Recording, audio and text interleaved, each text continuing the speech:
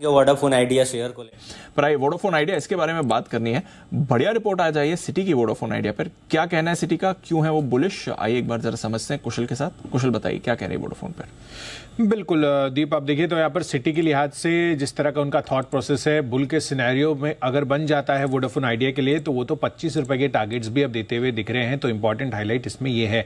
But of course 15 रुपए का target price अभी इन्होंने फिलहाल रखा है न्यूट्रल रेटिंग के साथ। और इंपॉर्टेंट यहाँ पर यह है कि क्या क्या तर्क इन्होंने सामने रखे हैं। तो सबसे पहले तो इनका भरोसा ये है कि जो सरकार है वो एक्सपेक्ट ये कर चल रही है कि अगर 3 player telecom industry structure maintain करना है, उस पर उस चीज को लेकर, उस स्टांस को लेकर सिटी का भरोसा अभी भी उस पर बरकरार है। जिस तरह से सरकार की हिस्सेदारी अभी बनी हुई है वोडाफोन आइडिया में, साथ ही इक्विटी के जरिए जो 20,000 करोड़ के यहाँ पर इन्होंने फंड जुटाए हैं, उससे शेयर में फिर से जान आती हुई दिख रही है, बैक टू लाइफ, ऐसा ये इन्होंने अपने रिपोर्ट में हाईलाइट किया है। इनफैक्ट 25,000 करोड़ का कर्ज अभी जुटाने वाले हैं, तो उसको लेकर भी ऑब्वियसली एक पॉजिटिविटी बनती है। जिस तरह से इक्विटी के लिहाज से जो एफपीओ के पर्सपेक्टिव से जो 18,000 करोड़ रुपए इन्होंने जुटाए थे, तो उसके बाद जो ये डेट के जरिए जुटाने वाले हैं अतिरिक्त 25,000 करोड़ रुपए, उसके आने से भी और ज्यादा मजबूती इनके अपने ऑपरेशंस को एक्सपैंड करने में हेल्प करता हुआ दिखेगा। तो 4G कवरेज साथ ही 5G रोल आउट, ये दोनों चीजें ही वोडाफोन आइडिया के अब फर्स्ट प्रायोरिटी लिस्ट में रहने वाली है पूंजी आने के बाद। एंड ये कंपटीशन से भी कहीं ना कहीं एक वॉर चेस्ट जो ये जमा करेंगे उसकी वजह से लड़ सकते हैं। इनफैक्ट यहाँ पर टैरिफ में बढ़त और सब्सक्राइबर्स में गिरावट, इन दोनों चीजों पर जो है इसको रोकने पर आपको फोकस करना होगा। तो टैरिफ में जो बढ़त है एक्सपेक्ट ये कर चल रहे हैं, अगर बुल केस सिनेरियो होता है 25 रुपए के टारगेट्स के हिसाब से, ये सोच रहे हैं इसमें कि अगर टैरिफ बढ़ना चाहिए तो कितना बढ़ना चाहिए। FY28 तक इनकी एक्सपेक्टेशंस ये है, अगर बुल केस सिनेरियो होता है तो 250 रुपए तक का आरपू पहुंच सकता है। इनफैक्ट तीसरी तिमाही में हम देख रहे थे तो 145 रुपए का आरपू वोडाफोन आइडिया ने दिया था। तो ऐसा ये मानकर चल रहे हैं कि ये 25 रुपए तक भी स्टॉक पहुंच सकता है। तो अलग अलग सिनेरियोज है, यहाँ पर सिटी जो है वोडाफोन आइडिया पर बुलिश हो रहे हैं। तो चलिए, ये है आपके लिए वोडाफोन आइडिया। आज 1.5% ऊपर भी ये काउंटर ट्रेड कर रहा है। सिद्धार्थ जी, कवरेज है सर आपकी वोडाफोन आइडिया पे?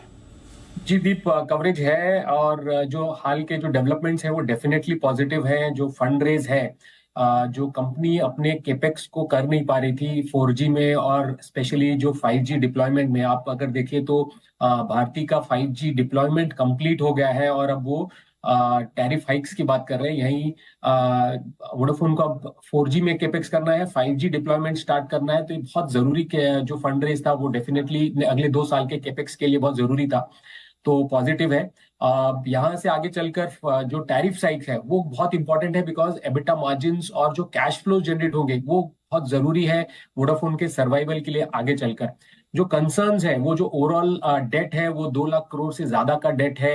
जो गवर्नमेंट ने मोरेटोरियम दिया था AGR और बाकी जो ड्यूज के लिए, वो FY26 के बाद वो ड्यूज स्टार्ट हो जाएंगे। एनुअल जो आउटफ्लो, जो आउटगो आएगा, वो अबाउट 43,000 करोड़ का डेट रिपेमेंट ड्यू है। तो डेफिनेटली अगले 2 सालों में कंपनी को अपना मार्केट शेयर बचाना है, एबिटा मार्जिन्स इंप्रूव करने हैं, कैश फ्लो जनरेट करना है ताकि ये डेट रिपेमेंट कर पाए। तो मिक्स है हमारा व्यू। हम करेंटली न्यूट्रल रेटिंग पर हैं।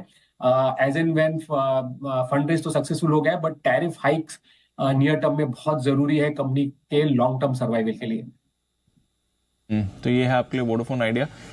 कुछ कदम तो इन्होंने सही उठाए हैं, अब देखते हैं आगे इस पर अमल कर पाते कि नहीं। बट बुल के सिनेरियो जो निकल कर आ रहा है वो काफी बड़ा है, डबल होने की क्षमता रखता है। ये आपके लिए इस समय व्यू आ रहा है।